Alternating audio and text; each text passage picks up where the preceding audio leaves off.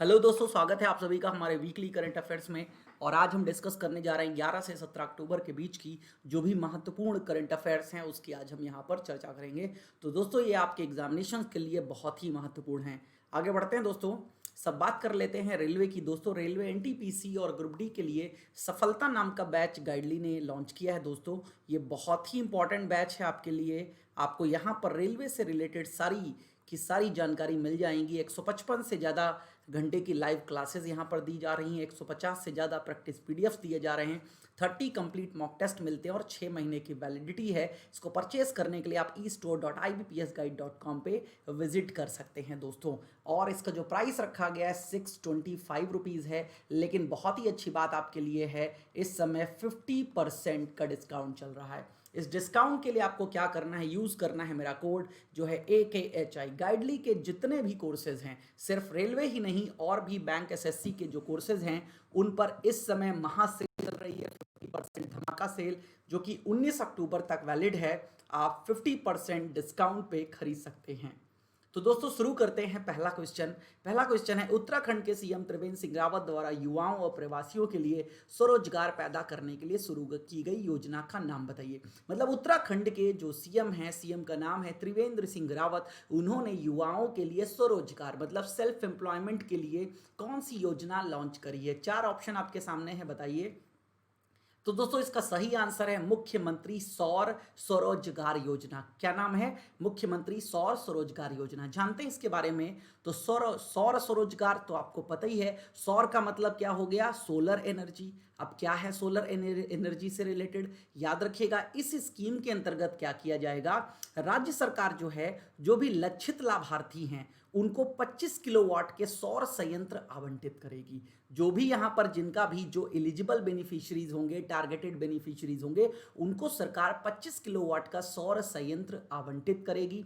इसके लिए उनको लोन दिया जाएगा, जो लोन 8% प्रति वर्ष पर 15 सालों के लिए होगा। अब दोस्तों क्या होगा, प्रत्येक संयंत्र से प्रति वर्ष 38,000 यूनिट बिजली का उत्पादन होगा और 25 वर्षों के लिए उत्तराखंड पावर कारपोरेशन लिमिटेड द्वारा खरीदा जाएगा। मतलब अगेन समझिएगा, यहां पर मैं आपको शॉर्ट में बता देता हूं, 25 किलोवाट का सोलर प्लांट लगाने के लिए यहां पर सरकार लोन देगी।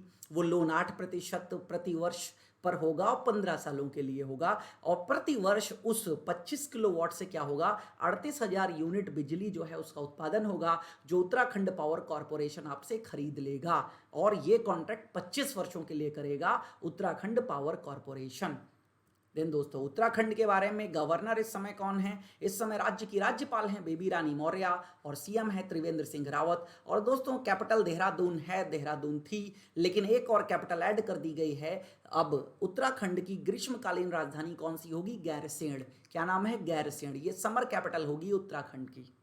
देन आगे बढ़ते हैं दोस्तों, वर्ल्ड इकोनॉमिक फोरम समिट 2021 की थीम क्या होगी? वर्ल्ड इकोनॉमिक फोरम समिट दोस्तों, ये समिट 2020 में आयोजित होने वाली थी, लेकिन कोरोना के कारण ये इसको पोस्टपोन्ड किया गया है और अब ये 2020 वाली ही कहां पर आयोजित होगी? 2021 में आयोजित होगी। तो 2020 की जो समिट है वो दावोस के स्विट्जरलैंड में, स्विट्जरलैंड के दावोस में ही ये समिट होती है, क्योंकि दावोस में ही एक जगह है कॉल्गनी, ठीक है, वहीं पर इस संस्था का हेड ऑफिस भी है। मुख्यालय कहां पर है कभी पूछा जाए तो याद रखिएगा कॉल्गनी। तो अगेन थीम क्या है? The great reset. यही थीम 2020 की थी, यही थीम 2021 की रखी गई है, ग्रेट रीसेट। जानते हैं इसके बारे में? तो वर्ल्ड इकोनॉमिक फोरम 18 से 21 मई तक स्विट्जरलैंड के ल्यूसर्न बर्गेनस्टॉक में अपनी वार्षिक बैठक 2021 आयोजित करेगा। कोविड-19 महामारी के कारण इसे स्थगित कर दिया गया था। 2021 शिखर सम्मेलन द ग्रेट रीसेट के रूप में थीम पर आधारित है। मतलब 2020 की भी थीम द ग्रेट रीसेट थी, 2021 की भी थीम क्या होगी? The great reset. और अगेन ये जो इकोनॉमिक फोरम समिट है, मैंने बताया कहां पे होने वाली थी 2020 में, तो दावोस में। 2021 में कहां हो रही है? लुसर्न बर्गेनस्टॉक। लेकिन वापस से 2022 की समिट फिर से कहां होगी? दावोस में होगी दोस्तों। तो अगेन वर्ल्ड इकोनॉमिक फोरम बहुत ही महत्वपूर्ण संस्था है। इसका हेड ऑफिस याद रखिएगा कोल्गनी स्विट्जरलैंड, कोल्गनी जो कि दावोस में है, दावोस जेनेवा में है। तो प्रेसिडेंट क्या है? बोर्ग ब्रेनगेड हैं। फाउंडर कौन थे इसके? क्लॉस एस्कैप, जो वहां के अर्थशास्त्री थे। आगे बढ़ते हैं दोस्तों, तीसरा क्वेश्चन है, प्रत्येक ग्रामीण घर में नल का जल कनेक्शन प्रदान करने वाला कौन सा राज्य देश का पहला हर घर जल राज्य बन गया है? Which state has become the first Har Ghar Jal state in the country by providing tap water connection to every rural household? आपने एक मिशन का नाम सुना होगा, जिस मिशन का नाम है जल जीवन मिशन। क्या नाम है? जल जीवन मिशन।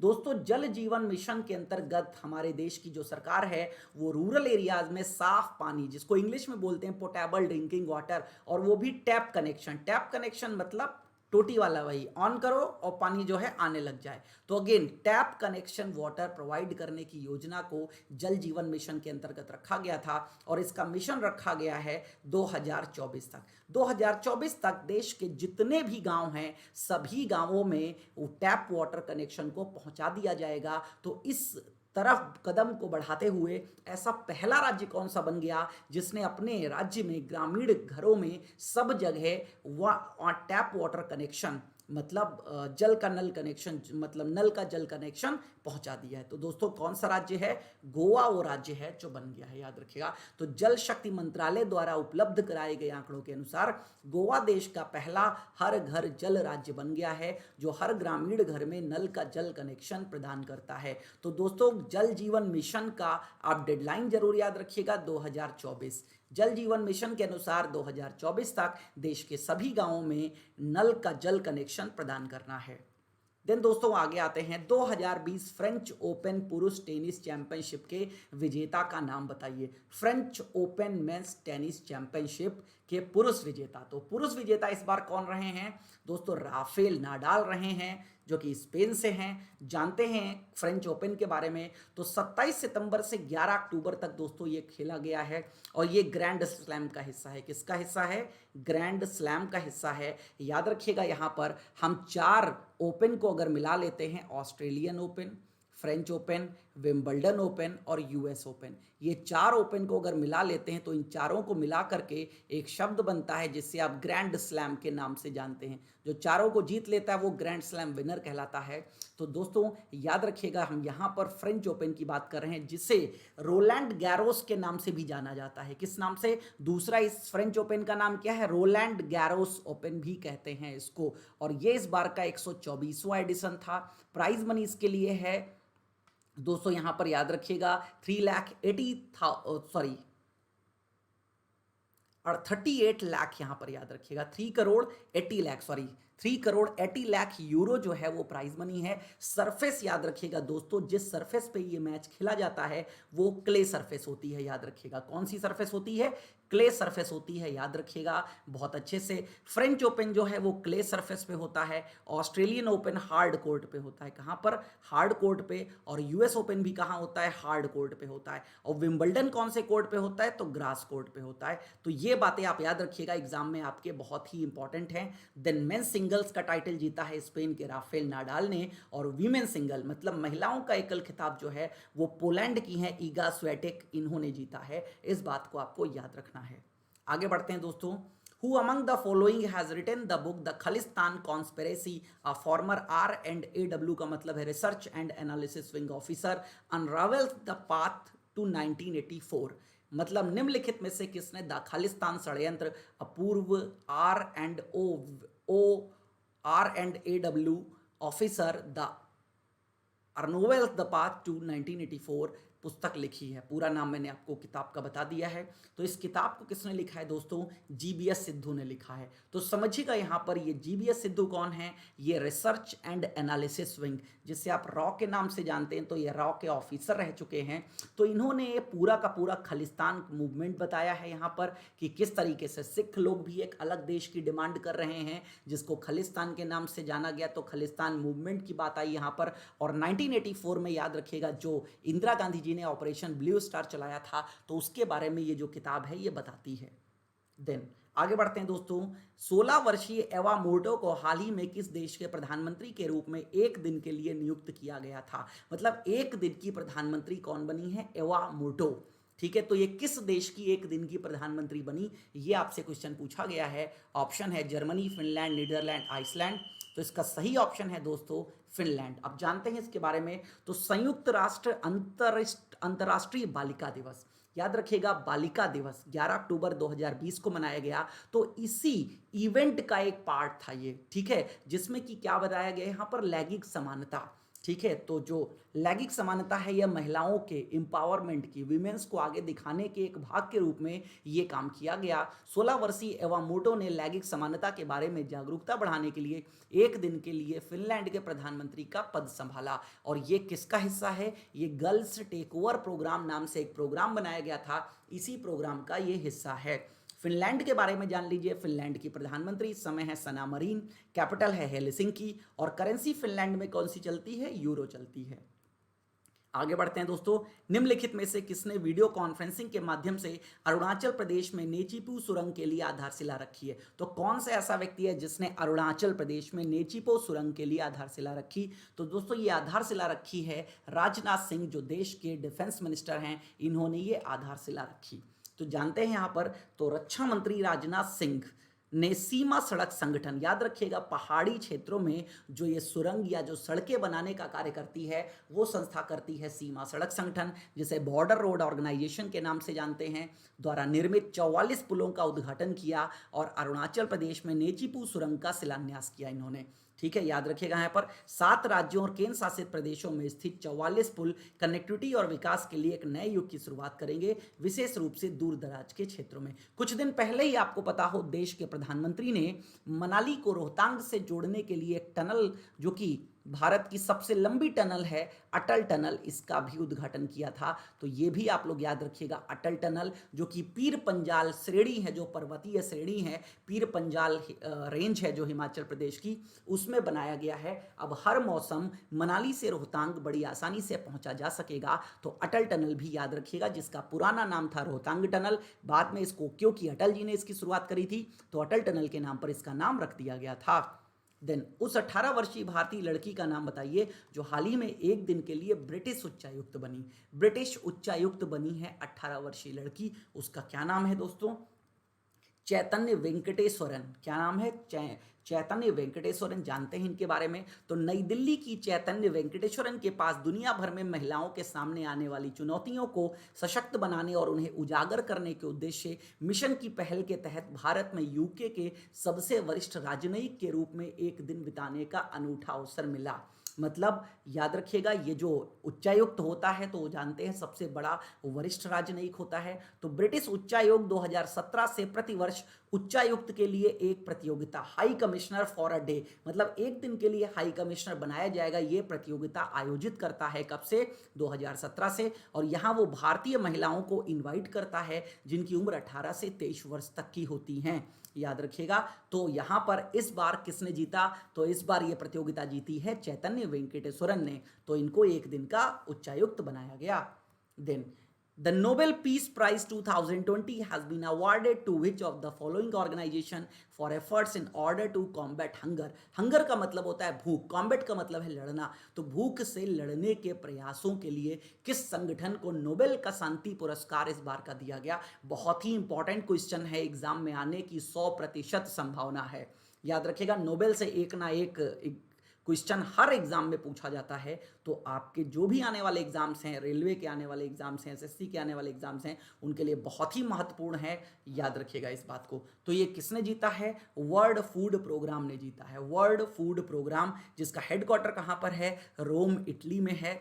और इसको किसने दिया है? तो नॉर्वेजियन नोबेल कमेटी नाम की संस्था है, इसने इस प्राइज को प्रदान किया। याद रखिएगा, नोबेल पीस प्राइज जो है वो ओस्लो में नॉर्वे में दिए जाते हैं, नॉट इन स्टॉकहोम स्वीडन। बस यही एक ऐसा प्राइज है जो ओस्लो नॉर्वे में दिया जाता है, बाकी जितने भी प्राइज हैं वो सब स्टॉकहोम स्वीडन में दिए जाते हैं। तो हंगर मतलब भूख से लड़ने के लिए नाम ही है इसका वर्ल्ड फूड प्रोग्राम, तो इसको इस बार का शांति पुरस्कार दिया गया है। Then Who among the following has won the Nobel Prize in Economics for work on auction theory? Auction theory पर कार्य करने के लिए नोबेल प्राइज इन इकोनॉमिक्स, अर्थशास्त्र में नोबेल पुरस्कार किसने जीता है? जैसे आप जानते हैं पिछले साल भारतीय मूल के जो अभिजीत बनर्जी थे, उन्होंने भी इस पुरस्कार को जीता था।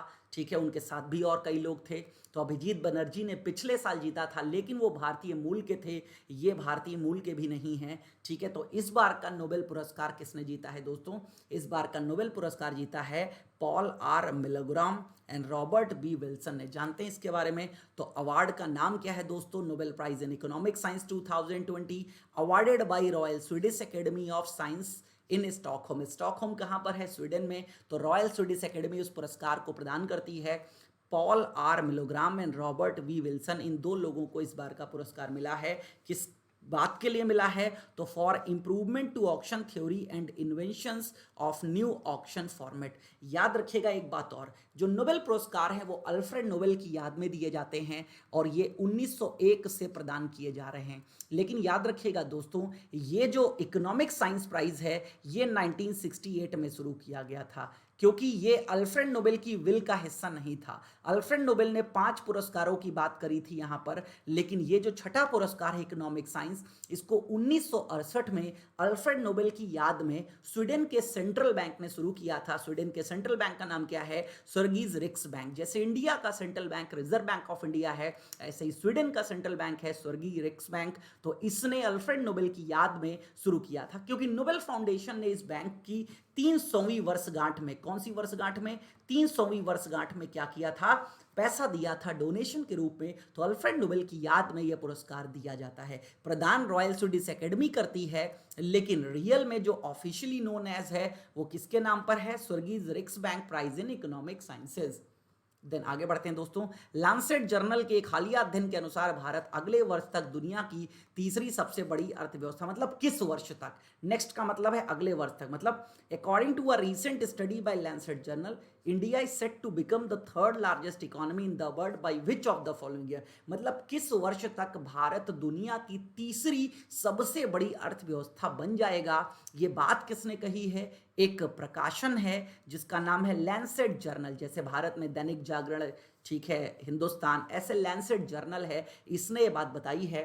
तो वो वर्ष है दोस्तों 2050। 2050 तक भारत दुनिया की तीसरी सबसे बड़ी अर्थव्यवस्था बनने के लिए तैयार है एक अध्ययन के अनुसार। तो दोस्तों जानते हैं, सबसे पहले होगा संयुक्त राज्य अमेरिका सबसे ऊपर, दूसरे नंबर पे होगा चीन और तीसरे नंबर पर भारत हो जाएगा। लेकिन कब तक? 2050 तक। तो वर्तमान में बात करें भारत कौन से स्थान पर है? 5वें स्थान पे है। तो नंबर 1 पे तो क्या हो गया? संयुक्त राज्य अमेरिका, दूसरे नंबर पे हो गया चीन, तीसरे नंबर पर हो गया फ्रांस और चौथे नंबर पर यूनाइटेड किंगडम। वर्तमान में भारत कौन से स्थान पर है? 5वें स्थान पर। लेकिन 2017 में भारत कौन से स्थान पे था? 7वें स्थान पर। तो ये बात याद रखिएगा। तो चौथी बड़ी इकोनॉमी बन जाएगी 2030 तक, और पांचवी सबसे बड़ी इकोनॉमी जो तीसरी सबसे बड़ी इकोनॉमी है वो भारत कब तक बन जाएगी? 2050 तक बन जाएगी। इस बात को याद रखिएगा। देन आगे बढ़ते हैं दोस्तों। निम्नलिखित में से किसने भाजपा के संस्थापक सदस्य विजया राजे सिंधिया के सम्मान में 100 रुपए का स्मारक सिक्का जारी किया है? किस व्यक्ति ने 100 रुपए का स्मारकीय सिक्का जारी किया है विजया राजे सिंधिया, जो ग्वालियर की राजमाता थी, उनके नाम पर? क्योंकि 100वीं वर्षगांठ थी तो उसके बिहाफ पर यह सिक्का जारी किया है। तो दोस्तों ये सिक्का जारी किया गया है नरेंद्र मोदी जी के द्वारा। जान लेते हैं इसके बारे में। तो प्रधानमंत्री नरेंद्र मोदी ने विजया राजे सिंधिया के सम्मान में 100 रुपए का स्मारकीय सिक्का जारी किया। भाजपा के संस्थापक सदस्यों में से एक विजया राजे सिंधिया को ग्वालियर की राजमाता के रूप में भी जाना जाता है। विजया राजे सिंधिया का विवाह ग्वालियर के अंतिम शासक जीवाजीराव सिंधिया से हुआ था। ग्वालियर के अंतिम शासक रहे थे जीवाजीराव सिंधिया, इनसे इनका विवाह हुआ था और ये ग्वालियर की राजमाता के रूप में जानी जाती थी। अब दोस्तों एक बात याद रखिएगा, यहाँ पर अब हम सिक्कों की बात कर रहे हैं। तो दोस्तों सिक्के जो हैं वो 1000 तक के जारी किए जाते हैं। सिक्के 2 प्रकार के होते हैं, एक स्मारकीय सिक्के होते हैं, एक वाणिज्यिक सिक्के होते हैं। एक है कॉमेमोरेटिव और एक है कॉमर्शियल। याद रखिएगा, स्मारकीय सिक्के जो होते हैं वो चलन में नहीं होते हैं, लेकिन जो वाणिज्यिक सिक्के होते हैं वो चलन में होते हैं। तो वर्तमान में वाणिज्यिक सिक्कों की बात करें तो कितने रुपए तक हैं? 10 रुपए तक। 10 रुपए के बाद के सिक्के आप देखते हो अभी कोई भी ऐसे नहीं है जो चलन में हो। जैसे ये 100 रुपए का सिक्का जारी तो कर दिया गया, लेकिन क्या ये आपके और हमारे पास हो जाएगा? क्या ये हमारे और आपके पास होगा भी तो क्या हम इससे कोई सामान खरीद पाएंगे? नहीं। तो ये स्मारक मतलब किसी के सम्मान के तौर पे इसको शुरू किया जाता है। देन निम्नलिखित में से किस भारतीय नौसेना जहाज को FAF 2020 में सर्वश्रेष्ठ जहाजों के रूप में चुना गया है? Which of the following Indian navy ships have been adjust at the best ship in FAF 2020? कौन सा ऐसा इंडियन नेवी का जहाज है जो FAF 20 में बेस्ट शिप मिला है उसे अवार्ड? तो ये है दोस्तों INS सह्याद्री और INS कोरा। जानते हैं इसके बारे में। तो विशाखापत्तनम में भारतीय नौसेना के पूर्वी बेड़े के परिचालन चक्र की सफल परिणति को चिन्हित करने के लिए फ्लीट अवार्ड फंक्शन, FAF का मतलब क्या है, फ्लीट अवार्ड फंक्शन 2020 का आयोजन किया गया था। बेस्ट शिप की सबसे प्रतिष्ठित ट्रॉफियां INS सह्याद्री को कैपिटल शिप्स और INS कोरा को कॉर्वेट और जहाजों के समान वर्गों के बीच प्रदान की गई। तो INS सह्याद्री, ठीक है, और INS कोरा को बेस्ट शिप का अवार्ड यहां पर दिया गया, पुरस्कार मिला। आगे बढ़ते हैं दोस्तों। निम्नलिखित में से किसे BEML के नए निदेशक के रूप में नियुक्त किया गया? BEML का फुल फॉर्म है भारत अर्थ मूवर्स लिमिटेड। तो भारत अर्थ मूवर्स लिमिटेड नाम की संस्था है जो रेल और मेट्रो व्यवसाय के रूप में इनको नियुक्त किया गया है। तो ये नए डायरेक्टर का नाम क्या है? इनका नाम है अमित बनर्जी। क्या नाम है? अमित बनर्जी। तो अमित बनर्जी ने BEML भारत अर्थ मूवर्स लिमिटेड के बोर्ड में निदेशक और सदस्य के रूप में पदभार ग्रहण किया। BEML के बारे में जान लीजिए। इसका मुख्यालय बेंगलुरु कर्नाटका में है और इसके वर्तमान में अध्यक्ष और MD मैनेजिंग डायरेक्टर प्रबंध निदेशक कौन है? श्री DK होटा। DK होटा। अगला क्वेश्चन है, which of the following team has won the NBA finals 2020 beating Miami Heat to clinch the title? NBA final, national basketball association का ये मैच है फाइनल का 2020। मियामी हीट को बीट करके किसने इस टाइटल को अपने नाम कर लिया? तो मियामी हीट को बीट करके लॉस एंजलस लेकर्स ने ये खिताब अपने नाम कर लिया। मतलब नेशनल बास्केटबॉल एसोसिएशन चैंपियनशिप 2020 किसने जीती? आपसे एग्जाम में पूछा जाए तो क्या बताओगे? Los Angeles Lakers. किसको हराया? तो मियामी हीट को हराया। ये 17वां टाइटल है जो LA लेकर्स ने, मतलब लॉस एंजलस लेकर्स ने जीता है यहाँ पर, ठीक है। LeBron James of the Laker was named as the NBA finals most valuable player. अगर नेशनल बास्केटबॉल एसोसिएशन चैंपियनशिप में अगर हम मोस्ट वैल्यूएबल प्लेयर की बात करें यहाँ पर, तो चौथी बार किसको मिला है? LeBron James of the Lakers, ठीक है। लेब्रॉन जेम्स को मिला है जो कि किसके? लेकर से ही खेलते हैं। देन आगे बढ़ते हैं दोस्तों। FATF Asia Pacific group has kept which of the following country on enhanced follow up list for slow progress against terror financing? FATF का फुल फॉर्म है फाइनेंशियल एक्शन टास्क फोर्स। दोस्तों ये एक संस्था है जो पूरे विश्व में उन लोगों की फंडिंग पर नजर रखती है, उन लोगों को जो वर्ल्ड बैंक या IMF या अन्य संस्थाओं से पैसा मिल रहा है उस पर रोक लगाने का भी कार्य करती है, जिनका काम या तो मनी लॉन्ड्रिंग से संबंधित है या तो दोस्तों टेरर मतलब आतंकवाद के लिए पैसा दे रहे हो। तो आतंकवाद आपको पता है पूरे विश्व के लिए खतरा है। अगर कोई देश आतंकवाद के लिए यहाँ पर पाया जाता है तो दोस्तों याद रखिएगा क्या किया जाएगा? यहाँ पर FATF उसको उस पर बैन लगा देता है। अगर FATF की ब्लैक लिस्ट में कोई देश चला गया, ठीक है, याद रखिएगा, ब्लैक लिस्ट में कोई देश चला गया तो उसको फंडिंग मिलना बंद हो जाती है। ब्लैक लिस्ट में डालने से पहले वो ग्रे लिस्ट जारी करता है। ग्रे लिस्ट चेतावनी होती है। ग्रे लिस्ट में अगर आप नहीं मानते हो तो आपको ब्लैक लिस्ट में डाल दिया जाएगा। तो अभी जो पाकिस्तान है वो ग्रे लिस्ट में है। पाकिस्तान ने ही यहाँ पर फिर से चेक करने की बात कही थी तो अभी उसे एनहांस्ड फॉलो अप लिस्ट में ही रखा गया। तो इसका सही आंसर क्या है दोस्तों? पाकिस्तान। अगर पूछे पाकिस्तान FATF की कौन सी लिस्ट में है तो आप बता दीजिएगा इस समय ग्रे लिस्ट में है। तो पाकिस्तान को एक बड़े झटके में मनी लॉन्ड्रिंग पर फाइनेंशियल एक्शन टास्क फोर्स के एशिया पैसिफिक ग्रुप ने आतंकी वित्त पोषण से लड़ने के लिए FATF की तकनीकी सिफारिशों पर अपनी धीमी प्रगति के लिए दक्षिण एशियाई देश को फटकार लगाई है। दोस्तों इससे पहले पाकिस्तान ने आतंकवाद और आतंकवादी वित्त पोषण पर लक्षित वित्तीय प्रतिबंधों को संशोधित करने के लिए अपनी रेटिंग के लिए अनुरोध किया था। तो यहाँ पर याद रखिएगा अपर्याप्त प्रगति रही, इसलिए इसको इनहांस्ड फॉलो अप लिस्ट में ही रखा गया है।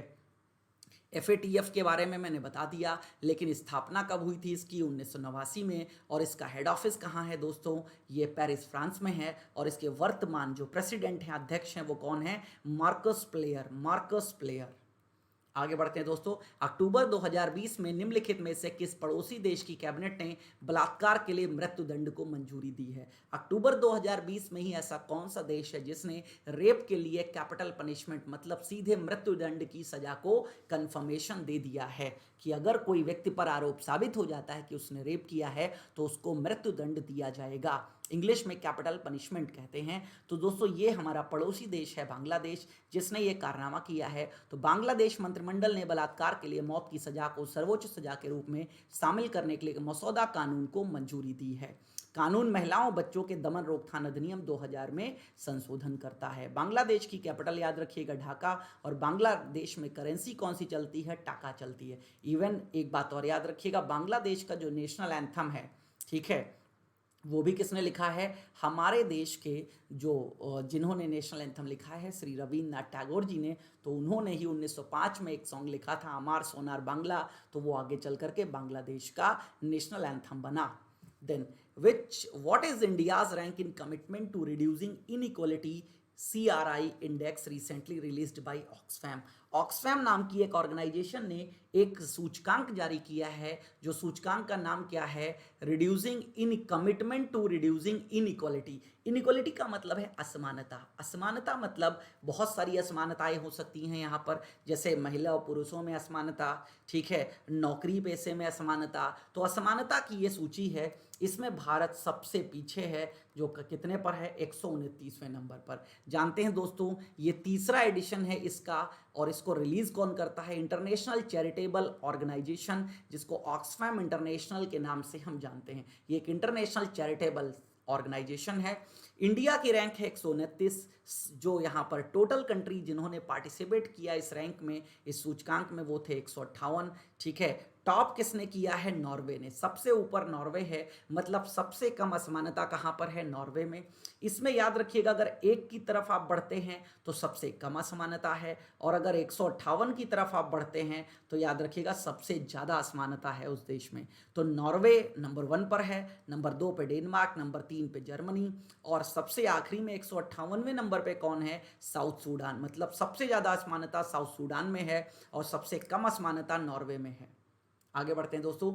एडीबी का मतलब है एशियन डेवलपमेंट। एशियाई विकास बैंक ने राजस्थान में पानी की आपूर्ति, स्वच्छता, बुनियादी ढांचे के वित्त पोषण के लिए मिलियन अमेरिकी डॉलर के ऋण को मंजूरी दी है। एशियन डेवलपमेंट बैंक का काम ही क्या है? ऋण देना। जो एशिया पैसिफिक कंट्री हैं, जो एशिया पैसिफिक, एशिया प्रशांत क्षेत्र के जो देश हैं, उनको ऋण प्रदान करने का कार्य किसका है? यहाँ पर एडीबी का है। तो एडीबी का काम है पॉवर्टी को कम करना। तो कितना ऋण दिया है इसके लिए? 300 मिलियन अमेरिकी डॉलर के ऋण को मंजूरी दी है। किसको? राजस्थान को। जिससे राजस्थान क्या करेगा? यहाँ पर वाटर सप्लाई, सैनिटेशन इंफ्रास्ट्रक्चर को इंप्रूव करने का कार्य करेगा, ठीक है। देन तो मनीला में हेड ऑफिस है, कहाँ पर? एशियन डेवलपमेंट बैंक का हेड ऑफिस मतलब मुख्यालय मनीला में है। तो मनाली स्थित एशियन डेवलपमेंट बैंक ने राजस्थान माध्यमिक टाउन डेवलपमेंट सेक्टर प्रोजेक्ट को वित्त देने के लिए भारत के लिए 300 मिलियन अमेरिकी डॉलर के ऋण को मंजूरी दी है।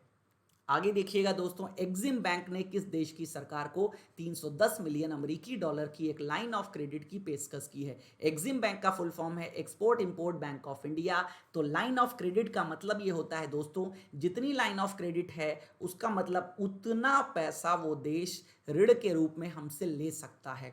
तो 310 मिलियन डॉलर की लाइन ऑफ क्रेडिट किसको प्रदान की गई है? ये प्रदान की गई है दोस्तों जिम्बाब्वे को। किसको? जिम्बाब्वे को ये क्रेडिट प्रदान की गई है। तो export import bank of India ने जिम्बाब्वे गणराज्य की सरकार के साथ एक समझौता किया है, जिसे बाद में उपलब्ध कराने के लिए भारत सरकार ने वित्त पोषण के उद्देश्य के लिए 310 मिलियन अमेरिकी डॉलर की लाइन ऑफ क्रेडिट का समर्थन किया। याद रखिएगा यहाँ पर, ठीक है। किसके लिए? तो पर्पज है यहाँ पर financing repowering of Hwange thermal power station in Republic of Zimbabwe. मतलब जिम्बाब्वे में एक ह्वेंज थर्मल पावर स्टेशन है, उसको रीपावरिंग, फिर से पावर देने के लिए, फिर से शक्ति देने के लिए ऐसा किया गया। तो आपको बस ये याद रखना है कि इस देश को कितनी लाइन ऑफ क्रेडिट दी गई, दैट्स इट। पर्पज आपको याद रखने की कोई आवश्यकता नहीं है, क्योंकि एग्जाम में नहीं पूछा जाता है। तो रिपब्लिक ऑफ जिम्बाब्वे की बात करें तो जिम्बाब्वे की राजधानी है हरारे, कैपिटल। करेंसी वहाँ पे यूनाइटेड स्टेट डॉलर, अब यूएस डॉलर चलती है। देन प्रेसिडेंट जो हैं वो हैं इमर्सन मंगावा।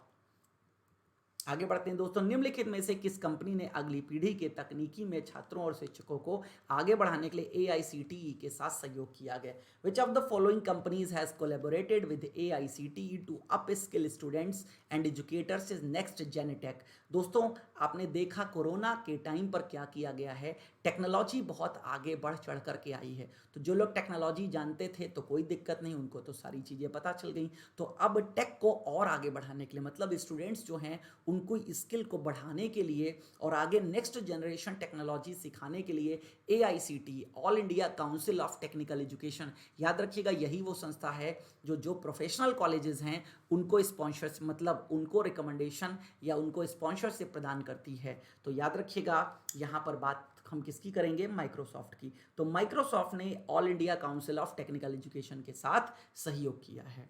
तो अगेन माइक्रोसॉफ्ट ने घोषणा करी है कि उसने देश भर के छात्रों को ऑनलाइन पाठ्यक्रम मॉड्यूल प्रदान करने के लिए भारत सरकार की अखिल भारतीय तकनीकी शिक्षा परिषद के साथ भागीदारी की है।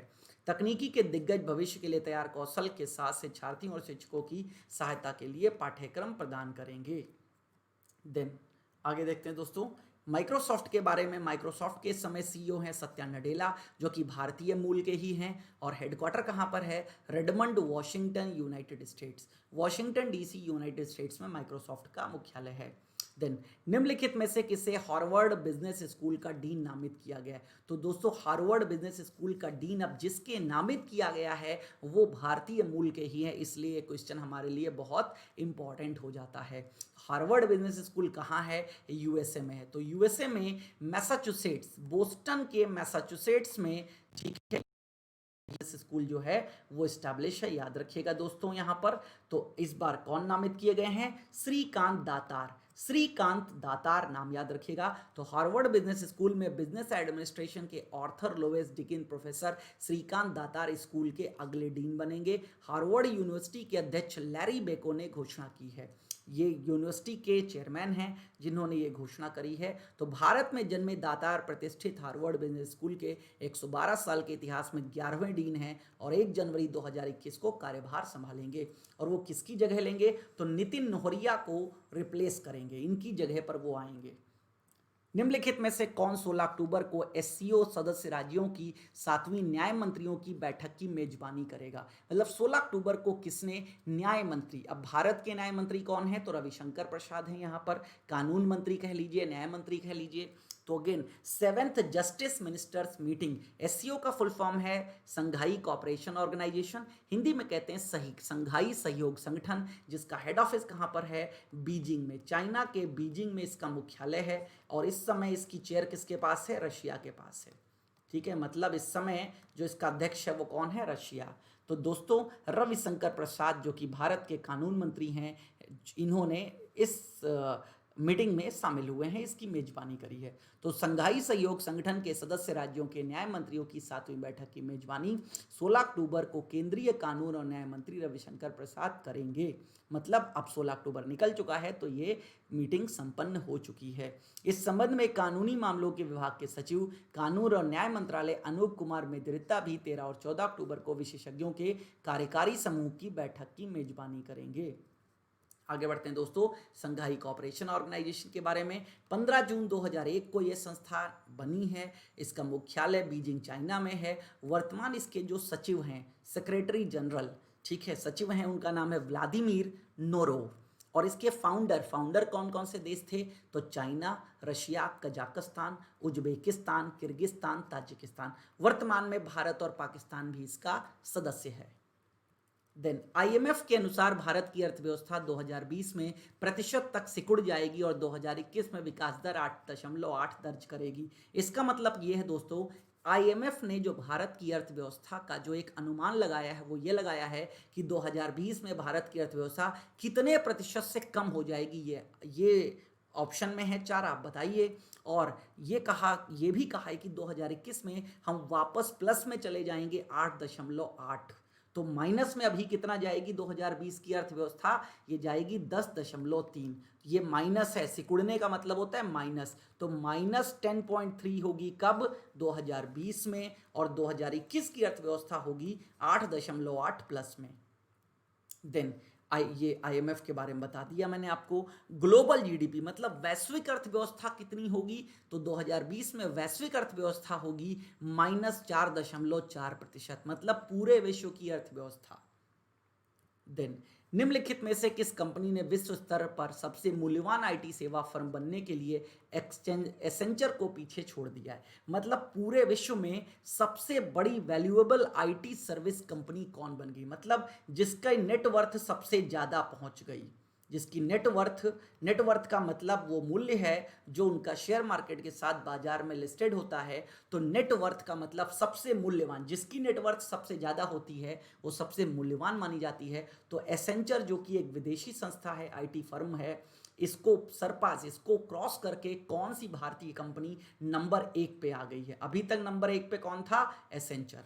तो ये कारनामा कर दिखाया है टीसीएस ने, टाटा कंसल्टेंसी सर्विसेज ने, याद रखिएगा। तो एसेंचर ने भास्कर घोष को अपना मुख्य रणनीतिक अधिकारी नियुक्त किया है, याद रखिएगा यहाँ पर, ठीक है। तो घोष जो है यहाँ पर आते हैं मैनेजिंग डायरेक्टर के रूप में। और एक बात आपको जो यहाँ पर याद रखनी है वो क्या है दोस्तों, कि वैल्यूएबल आईटी सर्विस कंपनी कौन बन गई है, टीसीएस। तो याद रखिएगा नंबर 1 पे कौन है, टीसीएस, नंबर 2 पे कौन है, एसेंचर, और नंबर 3 पर यहाँ पर कौन सी है, नंबर 3 पर दोस्तों है आईबीएम। तो तीनों ये याद रखिएगा 1, 2 और 3। एसेंचर कंपनी की बात करें तो सीईओ कौन है इसकी, जूली स्वीट। हेड ऑफिस कहाँ पर है इसका, डबलिन आयरलैंड में। फाउंडर इसके कौन थे, क्लारेंस डिलानी। कब बनी है, तो 1989 हैमिल्टन बर्मुडा में ये कंपनी बनी है। देन निम्नलिखित में से कौन सा देश संयुक्त राष्ट्र मानवाधिकार परिषद के सदस्य के रूप में फिर से चुना गया है, संयुक्त राष्ट्र मानवाधिकार परिषद। तो which of the following country has been re elected as a member of UN human rights council, तो ये बना है नेपाल। याद रखिएगा कुछ और देश हैं, चाइना, रशिया, क्यूबा और सऊदी अरबिया, ये चारों चुनाव लड़े थे यहाँ पर सीट के लिए। यूएन की ये जो ऑर्गेनाइजेशन है, ह्यूमन राइट्स बॉडी है, इसके लिए 4 देशों ने चुनाव लड़ा था। तो सऊदी अरब चुनाव हार गया, 3 देश चुनाव जीत गए, चाइना, रूस और क्यूबा। और नेपाल को फिर से चुन लिया गया यहाँ पर। तो नेपाल पहले भी सदस्य था और नेपाल फिर से यहाँ पर सदस्य बन गया। तो अगेन सीट मिल गई नेपाल को। तो याद रखिएगा इन सीक्रेट बैलेट वोटिंग ऑफ 193, तो यूएन में मेंबर कितने हैं, 193, जिसमें यहाँ पर याद रखिएगा जितने भी लोग हैं, जैसे पाकिस्तान 169, उज्बेकिस्तान को 164 वोट मिले, नेपाल को 150, चाइना को 139, सऊदी अरबिया को सबसे कम मिले, तो ये हार गया, बाकी जो है वो सीट जीत गए। Then United Nations human rights council, संयुक्त राष्ट्र मानवाधिकार परिषद के बारे में बात कर लीजिए। मुख्यालय है जेनेवा स्विट्जरलैंड में। कब बनी थी ये संस्था, 2006 में। इसके वर्तमान अध्यक्ष कौन है, एलिजाबेथ टीची फिसल बर्जर। और पेरेंट ऑर्गेनाइजेशन मतलब मुख्य संस्था कौन सी है जिसका ये हिस्सा है, तो मुख्य संस्था है यूनाइटेड नेशंस जनरल असेंबली, संयुक्त राष्ट्र मानवाधिकार सभा। देन किस बैंक ने 2020 central bank of the award जीता है, मतलब central bank of the year award हर साल प्रदान किए जाते हैं। Central bank of the year का मतलब उस देश के सेंट्रल बैंक को अवार्ड दिया जाना। जैसे भारत का सेंट्रल बैंक है आरबीआई, ऐसे हर देश में एक सेंट्रल बैंक होता है। तो पूरे विश्व का ये अवार्ड है central bank of the year award. तो इस बार का ये अवार्ड किसको मिला है, ये घाना के सेंट्रल बैंक को मिला है। घाना याद रखिएगा वेस्टर्न अफ्रीका की कंट्री है, साउथ ऑफ वेस्टर्न अफ्रीका है ना, तो अगेन पश्चिमी अफ्रीका का एक देश है घाना। तो घाना का जो सेंट्रल बैंक है उसका नाम है बैंक ऑफ घाना। जैसे भारत में रिजर्व बैंक ऑफ इंडिया, तो इसको central bank of year award से नवाजा गया है। तो याद रखिएगा। और याद रखिएगा यहाँ पर एक बात, ठीक है, वो क्या है, बैंक ऑफ इंग्लैंड के गवर्नर क्या नाम है, मार्क कार्ने। जैसे भारत के गवर्नर कौन है, शक्तिकांता दास, ऐसे बैंक ऑफ इंग्लैंड के गवर्नर हैं मार्क कार्ने। इनको गवर्नर ऑफ द ईयर का पुरस्कार दिया गया है, मतलब गवर्नर ऑफ द ईयर, ठीक है। देन ये 7वां एडिशन था अवार्ड का, ये बात ध्यान रखिएगा।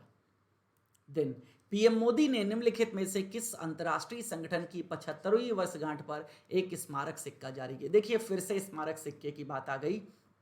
अभी हमने पढ़ा था 100 रुपए का सिक्का जो विजया राजे सिंधिया जी के नाम पर लॉन्च किया गया। अब बात आई है 75वीं, कौन सी ऐसी संस्था इन चारों में से जिसकी 75वीं वर्षगांठ पर 75 रुपए का एक स्मारकीय सिक्का जारी किया गया? तो दोस्तों ये है food and agriculture organisation, FAO।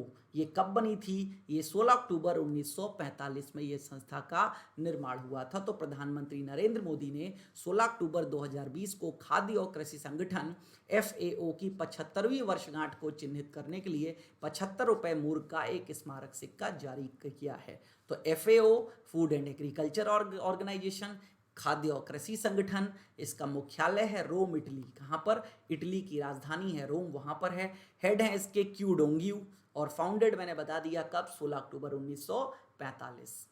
Then name the joint anti terrorist exercise conducted by the army and police for activating anti terrorist quick reaction teams to counter any terrorist action in Pune. याद रखिएगा, जैसे संयुक्त सत्र होते हैं अभ्यास के, जैसे मान लीजिए मेरी कोई क्रिकेट की टीम है, आपकी कोई क्रिकेट की टीम है, साझा अभ्यास करेंगे, प्रैक्टिस मैच खेलेंगे, तो सेम एज याद रखिएगा यहाँ पर देश की सुरक्षा के लिए भी कई प्रकार की एक्सरसाइज होती रहती हैं, अभ्यास होते रहते हैं। तो अभी हाल ही में एक अभ्यास हुआ है किसके बीच में? आर्मी और पुलिस के बीच में। आर्मी तो इंडियन आर्मी है और पुलिस ये महाराष्ट्र की पुलिस है। तो anti terrorist quick reaction teams को काउंटर करने के लिए ये अभ्यास किया गया। तो उस अभ्यास का नाम आपसे पूछा गया है, क्योंकि हर अभ्यास का कोई ना कोई नाम दे दिया जाता है। तो इस अभ्यास का नाम है दोस्तों सुरक्षा कवच। क्या नाम है? सुरक्षा कवच। तो भारतीय सेना और महाराष्ट्र पुलिस ने लुला नगर पुणे महाराष्ट्र में एक आतंकवाद विरोधी अभ्यास सुरक्षा कवच का आयोजन किया। अभ्यास का उद्देश्य पुणे में किसी भी आतंकवादी कार्रवाई का मुकाबला करने के लिए आतंकवादी विरोधी त्वरित प्रक्रिया को सक्रिय करने के लिए सेना और पुलिस दोनों की कवायद और प्रक्रियाओं का सामंजस्य स्थापित करना था। आगे बढ़ते हैं दोस्तों। नवीनतम ग्लोबल पासपोर्ट इंडेक्स के अनुसार दुनिया के सबसे मजबूत पासपोर्ट के लिए जापान ने निम्न में से किस देश में दस्तक दी है? ठीक है, मतलब अगेन याद रखिएगा, ठीक है। Which of the following countries has knocked of Japan? Japan को हरा दिया है। सबसे पहले जापान था सबसे ऊपर। For the strongest passport in the world according to the latest global passport index. जैसे हमारे देश का पासपोर्ट है, ऐसे हर देश एक पासपोर्ट जारी करता है। तो पासपोर्ट की रैंकिंग होती है कि सबसे ज़्यादा स्ट्रॉन्गेस्ट पासपोर्ट। तो अभी तक जापान था, अब जापान को हटा के कौन सा देश सबसे ऊपर आ गया है? तो दोस्तों वो देश है न्यूजीलैंड। कौन सा है? न्यूजीलैंड है। और ये जो खबर है ये किसकी द्वारा बताई गई? तो ये जो पासपोर्ट इंडेक्स है ये कौन जारी करता है? आर्टॉन कैपिटल। ये जो संस्था है आर्टॉन कैपिटल ये जारी करती है। तो आर्टॉन कैपिटल का जो मोस्ट पावरफुल पासपोर्ट इंडेक्स है, इसके अनुसार भारत की रैंक 58वें पर है। भारत 58वें नंबर पे आता है। तो रिलीज्ड बाय आर्टॉन कैपिटल। आर्टॉन कैपिटल कहाँ की कंपनी है? मॉन्ट्रियल कनाडा की, जो कि कब स्थापित हुई थी? 2006 में स्थापित हुई थी। टॉप किसने किया है, मतलब सबसे ज़्यादा स्ट्रॉन्गेस्ट पासपोर्ट किसका है? न्यूजीलैंड का। और यूएस भी यहाँ पर किस पे आता है? 21वें रैंक पर आता है। तो सबसे ऊपर है न्यूजीलैंड। अब दोस्तों जापान को इसने हराया है। तो अभी तक जापान सबसे आगे था, अब जापान दूसरे नंबर पे चला गया। और तीसरे नंबर पे कौन है? जर्मनी है। तो दोस्तों ये इस बार के जो 30 महत्वपूर्ण क्वेश्चन है वो मैंने यहाँ पर करंट अफेयर्स के, आपके वीकली करंट अफेयर्स के डिस्कस किए हैं। मैं आशा करता हूँ आपको ये सेशन पसंद आया होगा। दोस्तों पसंद आए तो लाइक और शेयर करिए, और क्या आप चाहते हैं या इसमें क्या कमी रह गई है कमेंट करके हमें ज़रूर बताइए। दोस्तों ये नंबर आप सभी लोग अपने पास फीड रखिए। ये गाइडली की तरफ से एक मेंटरशिप प्रोग्राम है, मतलब आपको किसी भी एग्ज़ाम में कोई प्रॉब्लम आ रही है उसको भरने में, या आपको करियर से रिलेटेड कोई काउंसलिंग सेशन चाहिए, तो आप इस नंबर पे कॉल कर सकते हैं और जानकारी ले सकते हैं। देन दोस्तों सेशन अगर अच्छा लगता है तो आपको एक ही काम करना है, लाइक करना है, शेयर करना है और कमेंट, और हमारे चैनल को आपको सब्सक्राइब करना है। तो दोस्तों इतना ही आज के सेशन में। Thank you, thanks a lot.